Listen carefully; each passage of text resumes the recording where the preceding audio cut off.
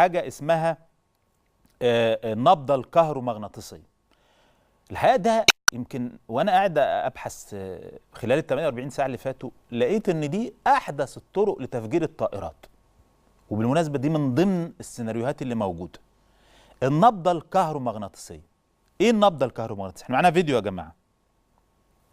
دي عباره عن اشعه بتطلق من الفضاء الخارجي وبيتم توجيهها لعمل خلخله في النظام الكهرومغناطيسي بتاع الطياره وتفجيرها من الداخل.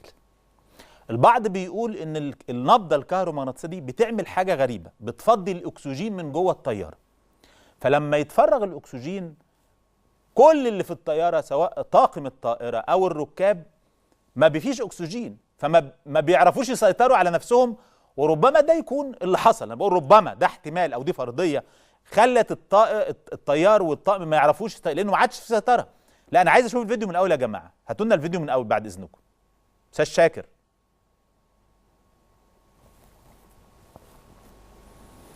اهو بيقول ما الذي قد يحدث حقا في حاله الهجوم بقنبله؟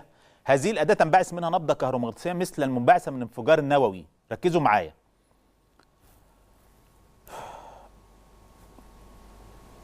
اهو النبضه لا تؤثر على الناس بل الالكترونيات، لا تؤثر على الناس فقط بل الالكترونيات ايضا، خدوا بالكم. ولكن احتياطيا تراجع. انا طبعا ده فيديو معمول الى مسافه امنه، ده معمول في احدى محطات التجارب. اهو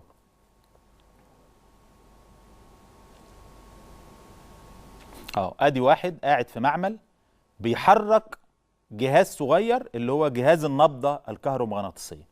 شوفوا بقى، هي دي بقى الايه، ده الجهاز ده بيرتفع. هذه المروحه ستحلق اهو عبر شحنه كهرومغناطيسيه تعادل مليون فولت. الجهاز الصغير ده بيتحرك زي الطياره، يعني يمكن ان يتم تحريكه بالريموت على مسافات. بالمناسبه شوفوا بقى بيعمل ايه. اهو لا توجد ومضه بل ولا حتى انفجار.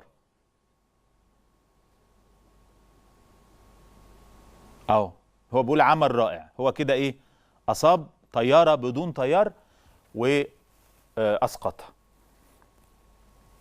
دي تجربه اتعملت. بقول لك تكون بقى في وبعد الثانيه تسقط. بعد ثانيه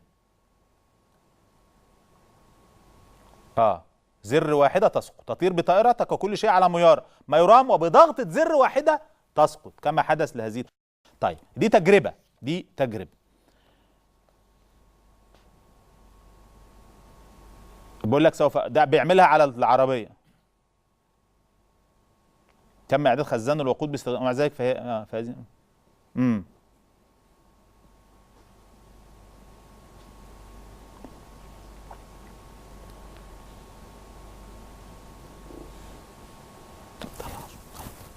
طلع الصوت يا استاذ شاكر، طلع الصوت.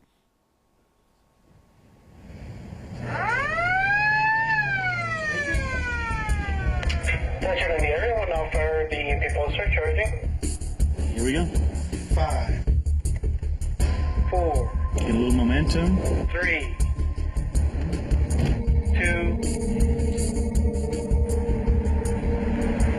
1.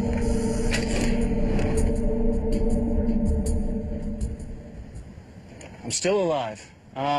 The car isn't. The car is officially dead. I heard the click of the switch. The pulse came through. Fried out the electronics. As far as the starter switch, but there's still battery power. That's why the windows still work. They run basically very simply. You've got some lights on the dash, but when you try to go to the ignition, nothing really there. It just dies. Traveling at the speed of light, an EMP attack would strike everything directly in its line of sight. The higher the altitude.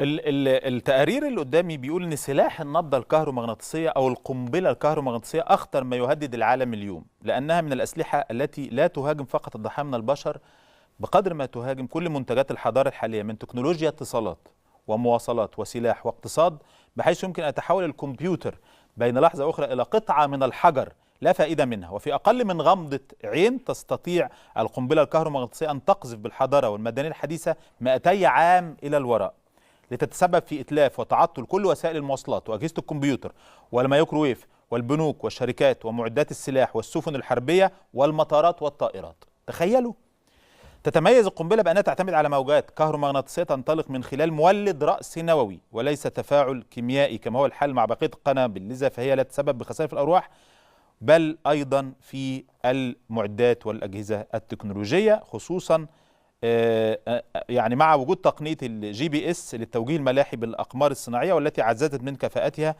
يعني هي كمان بتعتمد على الGPS وعلى الأقمار الصناعية. ده أحد التفسيرات للحادث. يعني احنا حاولنا نكلم أحد الخبراء، يعني هنحاول نتواصل معاه برضو، لكن أنا برضو عندي إن شاء الله عندي فقرة فيها تفاصيل أكتر. عايز أروح لبعض قصص الضحايا.